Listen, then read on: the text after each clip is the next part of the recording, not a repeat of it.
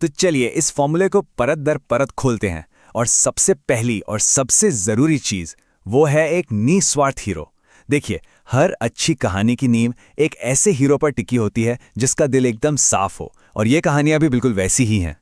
यहाँ हमारे सामने दो हीरो हैं जो एक दूसरे से बिल्कुल अलग हैं। एक है चिरंजीव और दूसरी है चंदा। लेकिन कमाल की बात यह है कि इनकी पहचान इस बात से नहीं बनती कि ये अपने लिए क्या चाहते हैं। नहीं, इनकी पहचान बनती है इस बात से कि दूसरों के लिए क्या कर सकते हैं। एक तरफ चिरंजीव को अपनी बीमार मां के लिए बस एक चारपाई चाहिए, बस इतना ही। और दूसरी तरफ चंदा है जो एक इंसानी परिवार को बचाने के लिए अपना सब कुछ, मतलब सब कुछ दांव पर लगा देती है। और ये बात सबसे साफ तौर पर तब दिखती है जब चिरंजीव को, मतलब उसे कुछ भी मांगने का मौका मिलता है। सोचिए, सोना, चांदी, दुनिया की हर दौलत, कुछ भी। लेकिन वो क्या मांगता है? बस कुछ सूखी टहनियां। उसकी एक ही ख्वाहिश है जो उसकी मां के लिए एक सीधे साधे निस्वार्थ प्यार से जुड़ी है। तो ये तो हुई हीरो की बात। अब सिक्के का दूसरा पहलू भी देखते हैं। चलिए समझते हैं कि इन कहानियों में विलन यानी खलनायक कैसे गढ़े जाते हैं। यहां ना हमें बुराई के दो बहुत ही क्लासिक चेहरे देखने को मिलते हैं। एक तरफ है सेठ रामलाल, जिसके अंदर दुनिया का आम लालच भरा है, मतलब उसकी नजर सिर्फ और सिर्फ सोने की टहनियों पर है। और फिर दूसरी तरफ है राक्षस कालकेतु। उसकी भूख छोटी मोटी नहीं बल्कि कॉस्मिक है। उसे सत्ता चाहिए, ताकत चाहिए, जिसके लिए वो एक दिव्य जीवन शक्ति के पीछे पड़ा है।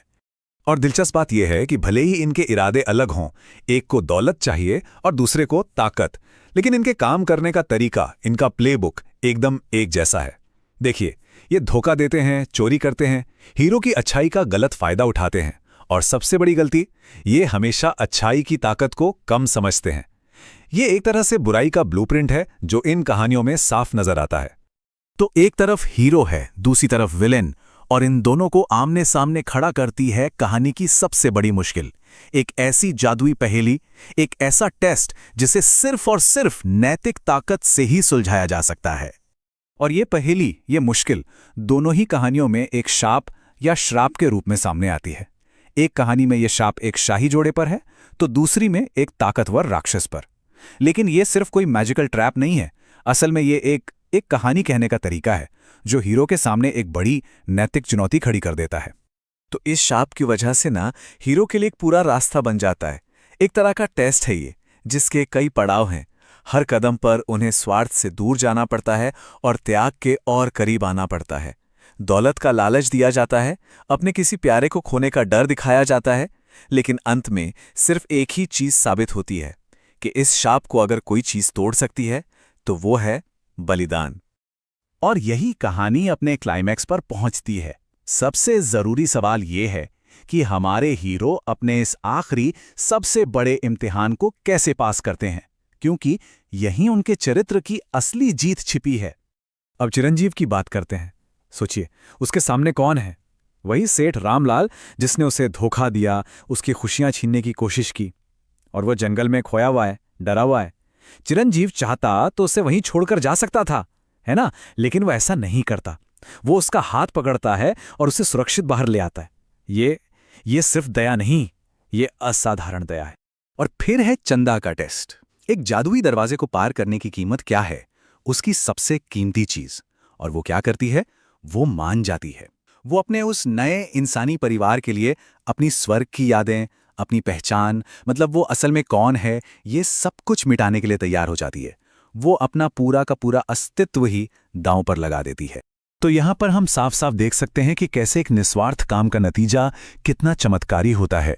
कहानी हमें बताती है कि माफी और त्याग ये दुनिया की सबसे बड़ी ताकतें हैं। चिरंजीव जब अपने दुश्मन को माफ करता है तो सदियों पुराना शाप टूट जाता है, और जब चंदा अपना सब कुछ त्याग देती है तो जीत का दरवाजा खुल जाता है। तो इन सब बातों का मतलब क्या है? इन कहानियों से हमें क्या सीख मिलती है? आखिर वो कौन सा फॉर्मूला है, वो कौन सा नैतिक कंपास है जो इन वायरल कहानियों को दिशा देता है?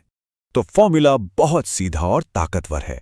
एक एकदम साफ दिल वाला हीरो, एक लालच या ताकत के नशे में चूर विलन, एक शाप के रूप में सुपरनैचुरल टेस्ट, और क्लाइमैक्स में एक बहुत बड़ा बलिदान।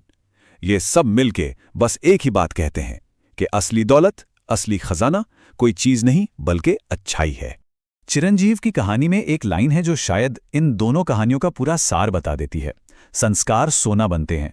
मतलब असली सोना वो पीली धातु नहीं है, बल्कि किसी इंसान का चरित्र, उसके संस्कार हैं।